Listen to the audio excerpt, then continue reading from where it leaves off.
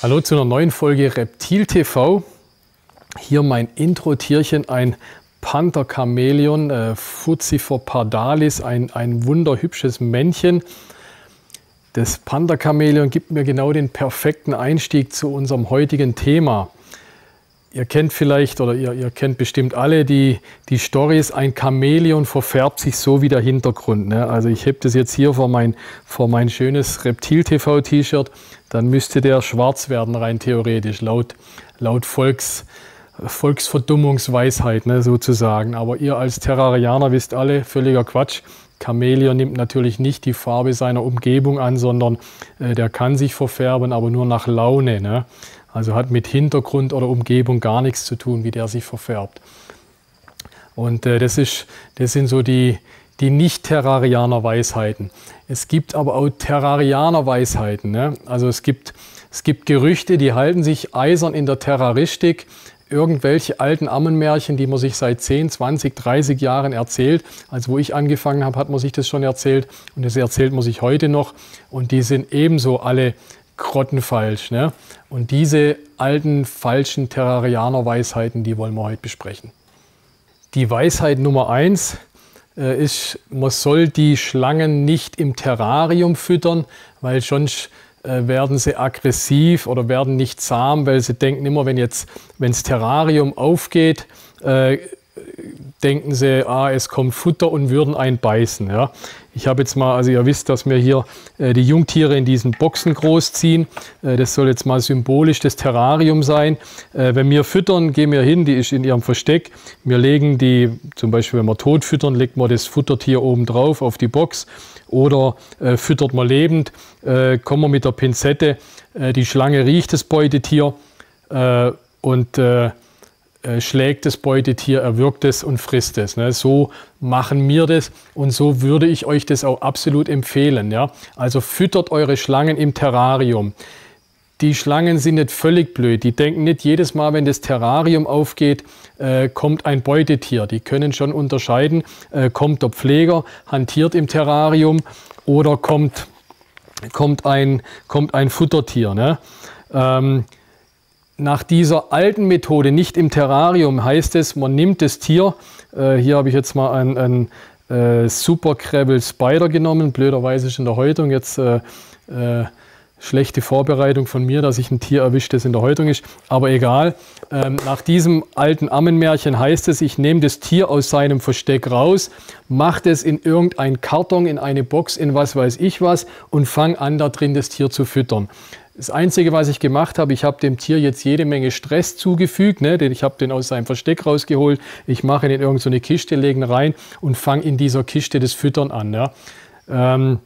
Das gleiche umgekehrt, nachdem die Schlange gefressen hat, gehe ich hin, nehme es aus der Kiste raus, mache es wieder in seinem Terrarium.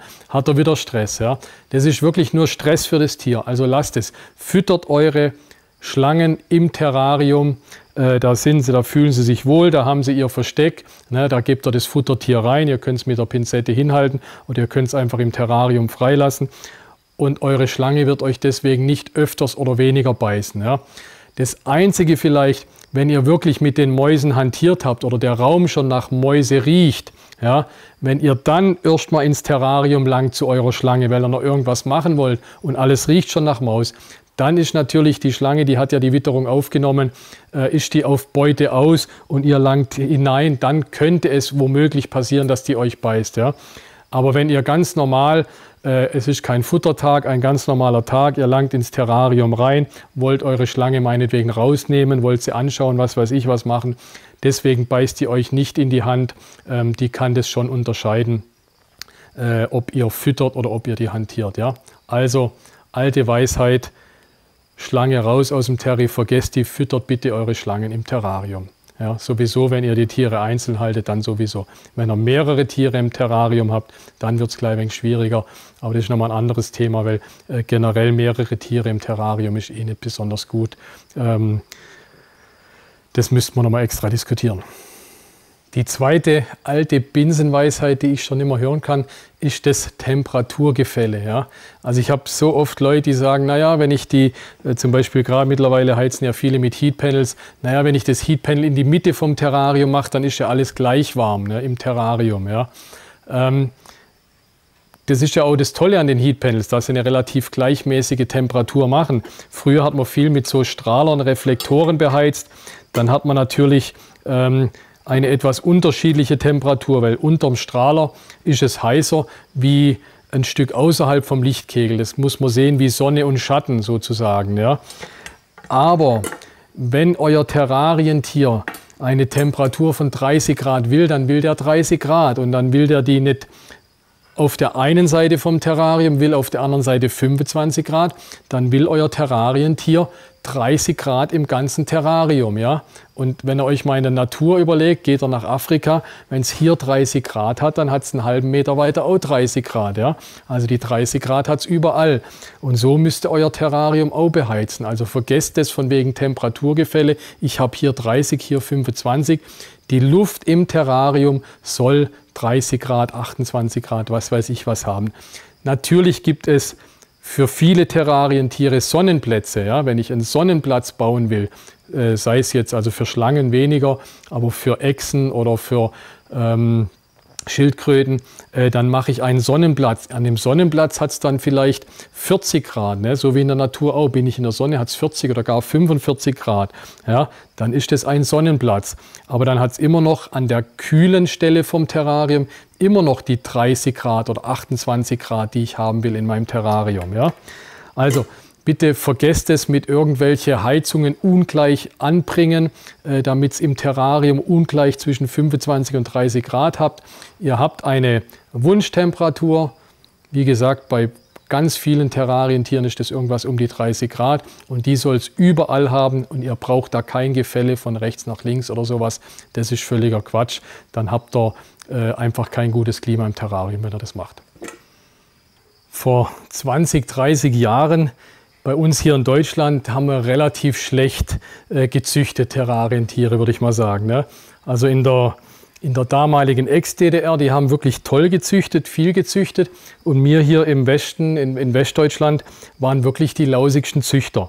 Und meiner Meinung nach hängt es damit zusammen, dass es früher immer geheißen hat, ja, Schlangen darf man nicht überfüttern, wenn die verfetten, werden sie krank und so weiter, dann sind es ist nicht gesund für die Tiere, wenn man die überfüttert, dann soll man nicht machen, man soll bloß alle paar Wochen füttern. Ja? Und zum Beispiel in der Ex-DDR, die haben gefüttert, die haben jede Woche oder gar alle 5 Tage ihre Tiere gefüttert und wir im Westen haben genau das Gegenteil gemacht. Ja? Und die Ostdeutschen haben gezüchtet, die Westdeutschen haben nichts gezüchtet. Hintergrund dazu: In der Biologie muss ein Tier Fettreserven haben, damit es sich reproduziert. Ja? Ich habe jetzt hier 2 Königspythons. Dieser Cinnamon hier, der hat jetzt schon länger nichts gefressen.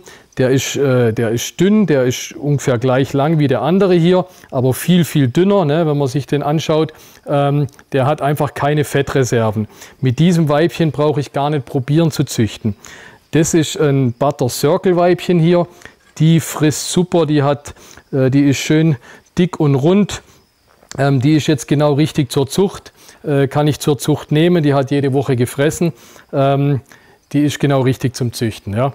Was ich damit sagen will, wenn ihr zu sparsam füttert, die Tiere, und es sind so dünne Hungerhaken, werdet ihr auch nie damit züchten können. Es wird dem Tier jetzt nicht unbedingt, oder es wird nicht unbedingt krank davon, aber ich glaube, es ist eher wieder dem, wie es in der Natur ist. Ich glaube, ein Königspython in der Natur, also so einen Hungerhaken, findet man in Afrika eigentlich gar nicht, weil da das Nahrungsangebot viel größer ist. Und das gilt auch für andere Terrarientiere, nicht nur für Schlangen, auch für Echsen, für Schildkröten. Die Tiere müssen, oder speziell Weibchen, müssen wirklich Fettreserven haben, damit sie sich reproduzieren können. Ja? Das heißt nicht im Gegenzug, ich muss die alle 2, 3 Tage füttern, dass sie wirklich aus allen Nähten platzen. Das ist natürlich das andere Extrem. Aber ich muss ein Terrarientier, also bei den Schlangen würde ich mal pauschal ganz grob sagen, jede Woche einmal füttern mit ausreichend großen Futtertieren, damit die Schlange gesund wächst und gedeiht und sich irgendwann mal reproduziert, was ja der normale Gang der Natur ist. Ja? Also altes Ammenmärchen, sparsam füttern. Vergesst es, ihr müsst eure Terrarientiere schon anständig gut füttern. Das nächste Ammenmärchen betrifft die Schildkröten. Man hört immer wieder, man muss die Schildkröten regelmäßig baden. 1-, 2-mal die Woche soll man die baden. Schildkröten sind keine Enten oder keine Fische oder weiß der Herrgott, beziehungsweise in der Natur wird so eine Landschildkröte, geht die in der Regel nicht ins Wasser. Ne? Also solche großen Aldabras, die liegen vielleicht mal in so eine Pfütze rein, ne, um sich ein bisschen abzukühlen oder sowas. Aber Schildkröten gehen nicht baden, definitiv nicht. Ne? Und Hintergrund dazu ist, man sagt, naja, wenn man die badet, dann nehmen sie Feuchtigkeit über den Panzer auf, dass sie einen schönen runden Panzer haben, damit sie schön wachsen, rund wachsen. Das ist Hintergrund dazu. Das mag stimmen, die brauchen Feuchtigkeit für einen schönen runden Panzer, aber nicht indem ich sie bade. Die Feuchtigkeit müssen sie über die Luftfeuchtigkeit oder über ein Versteck mit Moos aufnehmen, ein etwas feuchteres Versteck, dann nehmen die Feuchtigkeit auf. Ja. Der zweite Nachteil an dieser Baderei, wenn ich eine Schildkröte lauwarm bade, dann kotet die. Ja. Aber dann kotet die in dem Moment nicht, weil sie koten muss, sondern das ist dann so eine Zwangsabkotung. Ja. Und dieser Kot ist womöglich noch gar nicht richtig verdaut. Ne? Die Schildkröten haben einen unheimlich langen Verdauungsweg. Die Nahrung muss lang da drin bleiben, damit die richtig verdaut ist. Und ich glaube, nach 3 oder 4 Tagen wird die Nahrung ausgeschieden bei Schildkröten. Wenn ich die bade, scheidet die ihre Nahrung früher aus, wie sie eigentlich in der Natur ausscheiden würde. Ja?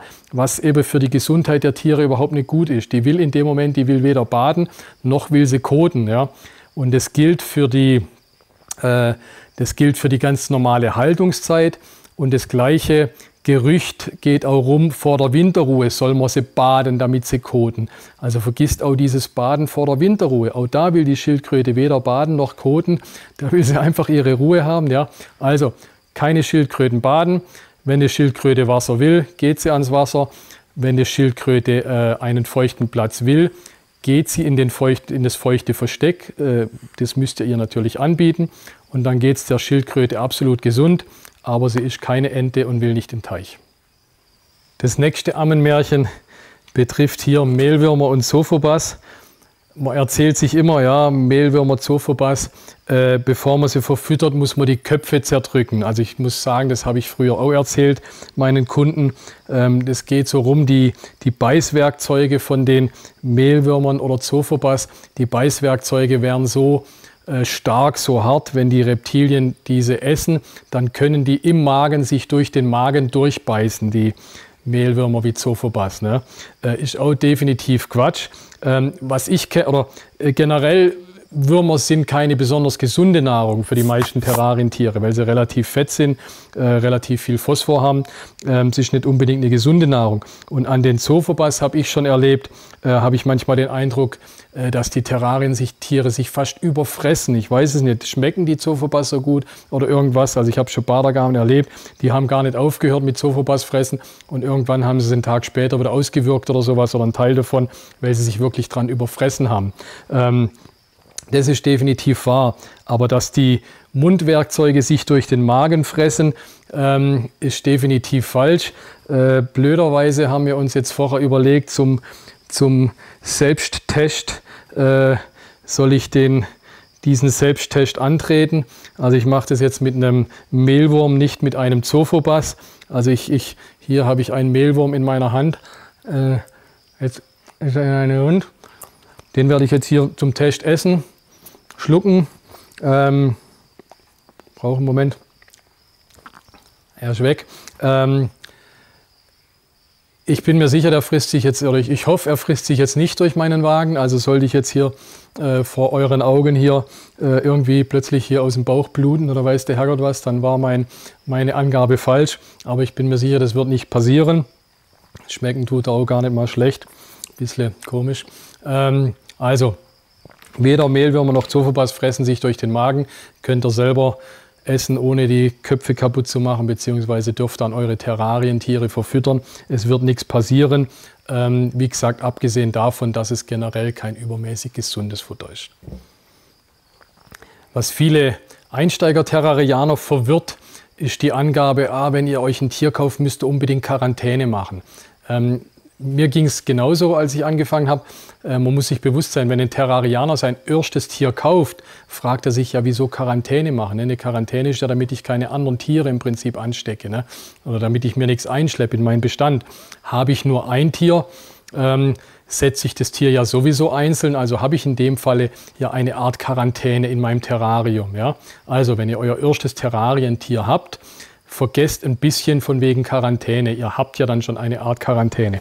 Was ich euch empfehlen würde, macht eine Kotuntersuchung, dann wisst ihr, dass das Tier keine inneren Parasiten habt und wenn die entsprechend negativ ausfällt, ist alles gut. Fällt die Kotprobe positiv aus, müsst ihr das Tier gegen Parasiten behandeln, müsst euer Terrarium, vielleicht das Streu wieder wechseln, die Inneneinrichtung desinfizieren und dann habt ihr automatisch eine Quarantäne, braucht also nichts gesondert tun oder kein extra Terrarium oder sowas, sondern dann geht die Quarantäne ganz automatisch. Der nächste Punkt ist recht spannend, auch für mich muss ich zugeben, weil dieses alte Gerücht oder diese alte Weisheit sich erst die letzten Wochen, Monate, Jahre als falsch herausgestellt hat. Also ich habe auch eigentlich immer dran geglaubt. Ich tue mich jetzt noch schwer, das steckt echt in mir drin. Und zwar geht es um Reptilieneier.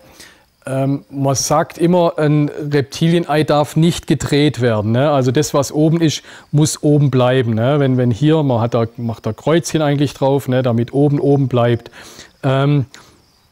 Das hier übrigens ein Ei von einem Steppenwaran als Beispiel hier. Das scheint definitiv nicht zu stimmen. Scheinbar macht es dem Reptilienei gar nichts aus, wenn ich das drehe, ne? Oder wenn mein Tier ablegt und ich finde die Eier erst ein paar Tage später. Ich mache den Inkubator. Völlig wurscht, ob ich die Eier drehe. Also ich selber habe vor 4, 5, 6 Jahren schon mal den Test gemacht bei Königspython-Eiern, habe auch nichts Negatives festgestellt, aber nach wie vor traue ich mich das nicht und nach wie vor mache ich mein Kreuzchen oben aufs Ei und mache die Eier so rein, wie sie gehören. Aber Stand des Wissens heutzutage scheint wirklich zu sein, und es gibt auch Literatur darüber, dass ich Reptilieneier drehen kann, wie ich will, egal wo oben, wo unten ist, völlig wurscht dem Ei.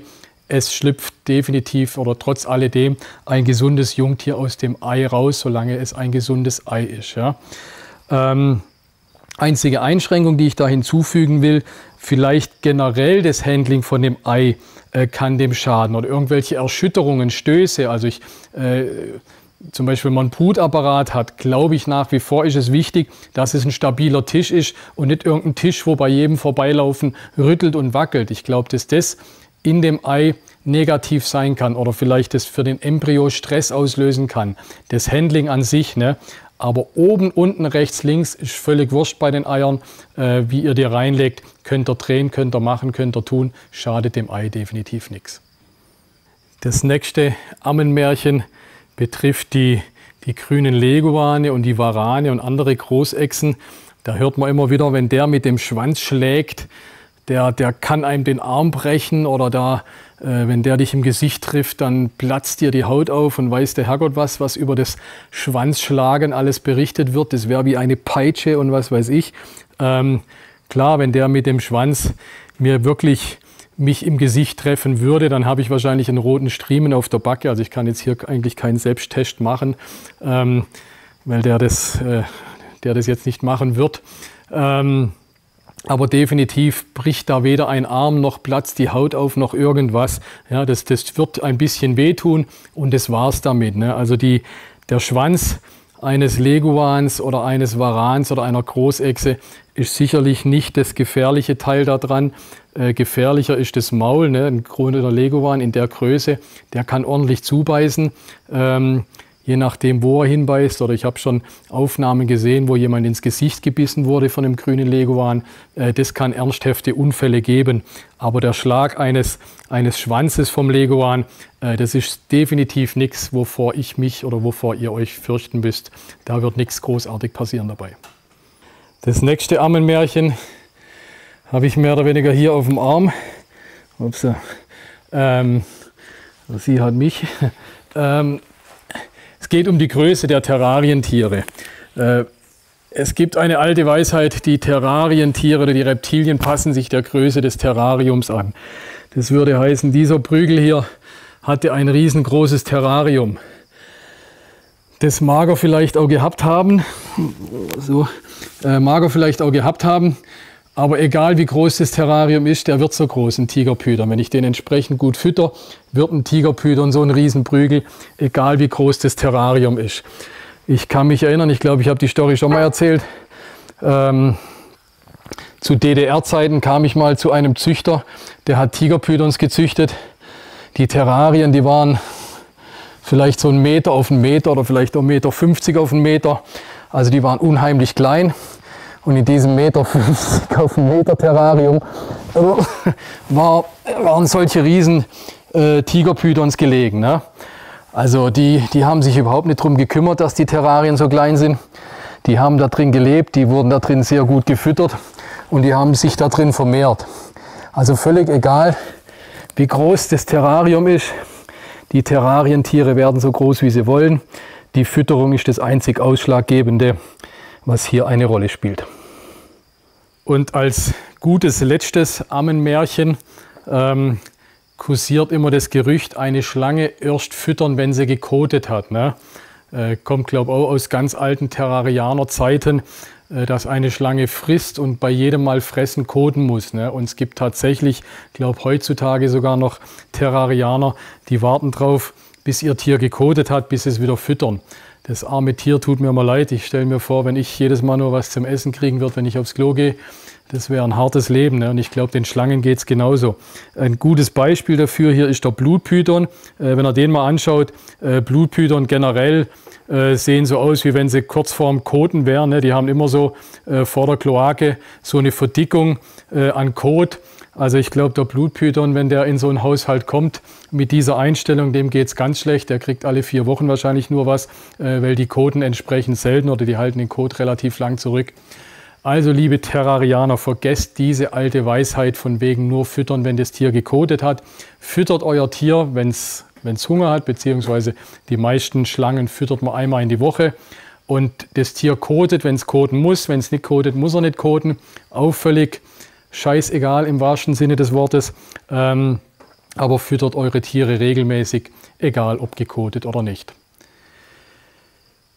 Damit sind wir zu Ende mit den Terrarianer-Weisheiten. Es gibt bestimmt noch einige mehr. Ich hatte ja mal auf Facebook dazu aufgerufen, schreibt mir die Terrarianer-Weisheiten, die euch einfallen. Das war ein super Post. Ich glaube, es waren, ich weiß nicht wie viel, an die 100 Reaktionen auf diesen Post. Also war sehr, sehr interessant zu lesen. Vielleicht fällt euch die ein oder andere Weisheit auch noch ein. Könnt ihr hier posten, sei es hier auf YouTube oder postet sie auf Facebook. Finde ich wirklich interessant. Können wir solche Gerüchte aus der Welt schaffen. Also dann bleibt mir treu, checkt meine Balls und checkt die alten Terrarianer Gerüchte oder Weisheiten.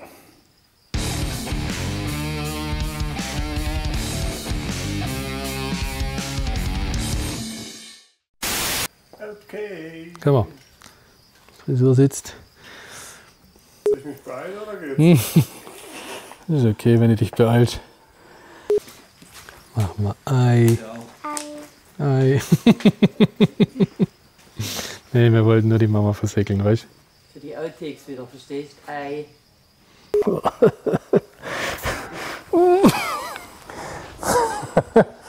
Also, Ton war zwischendrin mal echt scheiße. So war scheiße.